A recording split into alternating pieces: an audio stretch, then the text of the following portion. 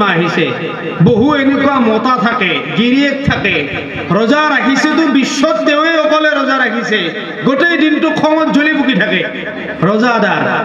গধূলি যদি ইফতাৰৰ সময়ত অলপমান চৰবত কম হ'ল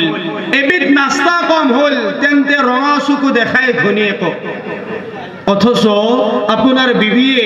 সেই দুপৰীয়াৰ পৰা 3 বজাৰ পৰা ৰদক নেউচি গৰমক নেউচি আপোনাৰ সুখৰ বাবে আপোনাৰ ব্যঞ্জন বনাই আছে পাকঘৰত সোমাই সোমাই আৰু ইফতাৰৰ সময়ত তেওঁক আপুনি ৰঙা চকু দেখায় কিন্তু এই কথাটো পাহৰি যায় তেওঁতো ৰোজাদাৰ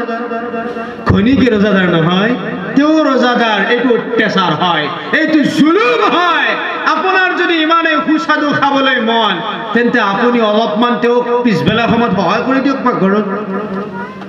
ইয়াৰ কাৰণে দুনিয়াত তেওঁ নধৰে তেওঁ কমজোৰ হয় কিন্তু এই বিবিয়ে ফুলচিৰাতৰ পাৰত আপোনাৰ কালাৰত ধৰিব আৰু এই ৰঙা চকু দেখুৱাৰ পুংখানুপুংখ হিচাপ দিব লাগিব কাৰণ তেওঁ ৰোজাদাৰ আছিল তাৰ বাবে আমি খং নিয়ন্ত্ৰণ কৰিব লাগিব ৰমজান মাহ হে আমাক মানুহ বনোৱাৰ বাবে যদি আমি ৰমজান মাহ পায়ো ৰোজা ৰাখিও আমি সম্ভ্ৰম ৰক্ষা কৰিব পৰা নাই সংযম ৰক্ষা কৰিব পৰা নাই মানৱতা পবিত্ৰতা ঐক্যতা একাগ্ৰতা এই গুণাগুণ আমি হাসিল কৰিব পৰা নাই তেন্তে আপুনি কিহৰ ৰোজাদাৰ